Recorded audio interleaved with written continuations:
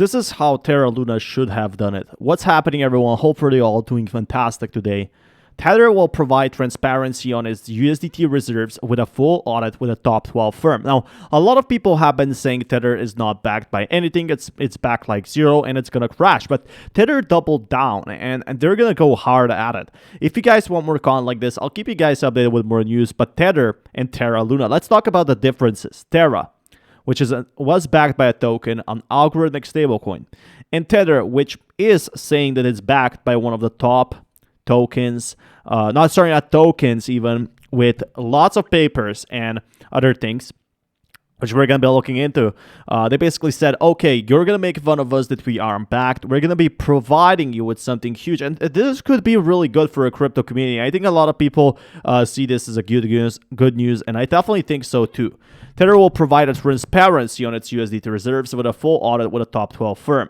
Tether, one of the most popular stablecoin issuers, is preparing for a full audit with a top 12 firm to provide additional transparency on its USDT reserves.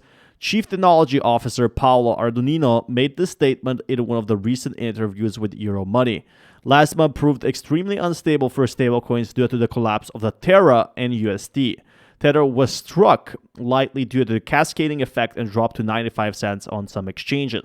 So all people were very afraid, including me, that we are going to be seeing a Tether crash, because if Tether crashes, it's going to be very, very bad. And a lot of exchanges hold Tether. For Terra Luna, of course, a lot of exchanges held Terra, but not by a far margin that they hold Tether. So, for example, if they held 1% of Luna, the actual value that exchanges held is probably like 30% in Tether, which is pretty insane, I'm guessing. But we were put under a lot of stress tests that our banks can succeed. And we passed with flying colors. We showed that the worst case scenario, even Tether is surviving. When the Terra was crumbling and people were taking their money out and basically cashing in their stablecoins, saying, I want out, I want out. They finally did it. Our crypto market crumbling. We got a ton of requests on withdrawals and we honored them within minutes. So basically, they didn't freeze withdrawals. They just added them. And here you can see actually Tether doing this exactly as how it should be. A lot of people, when they sold Terra USD, it crashed it even harder. But what basically they did, they saved it here.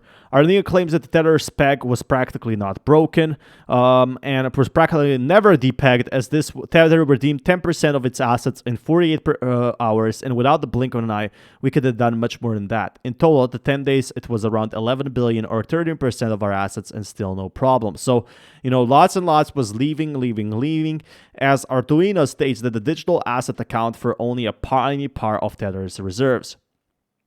So, right now, they are not backed by digital reserves, right? They're backed by real utility, and that's what's really important for Tether. It's not only that the tokens they're backed, like the crypto tokens, they're backed by actual things like bond stocks, like things that you could buy from the government. Amidst all the market chaos, rumors were circulating about Tether. Tether's commercial paper portfolio is allegedly 85% backed by papers, which is being traded at 3% discount, according to rumors circulating on social media. But they're going to go for a full audit, which has definitely surprised me. The stablecoin issuer, on the other hand, criticized the allegations in an official statement issued on Wednesday, claiming that they were fake, and this is not true, Arduino says that Tether has cut its paper holdings from 40 to 15 billion over the last 8 months. Arduino stated that the Tether is working closely with an accounting firm called MHA for a full audit that Arduino claims that the full stablecoins lacked. I think it's one of the top 12, so not that bad. The big four are a bit more cautious about providing a full audit when the rules are not clear. So one of the top 12 firms is now going to do that, exactly what Terra Luna should have done. What's the point of this? If you back a stablecoin correctly, if you back it correctly and not by algorithmic, you can actually make stablecoins useful. Again, there's still a big risk in stablecoins, and I want to put my life savings into stablecoins.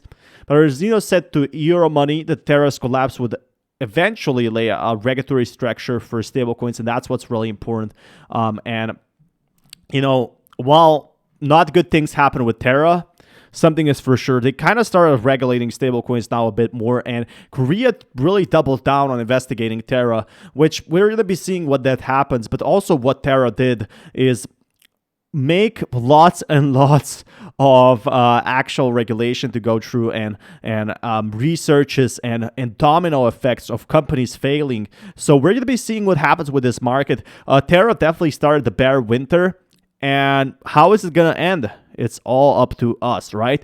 But until next time, be sure to smash that like button. Keep you guys updated with new news. And thanks so much for watching. Peace, everyone.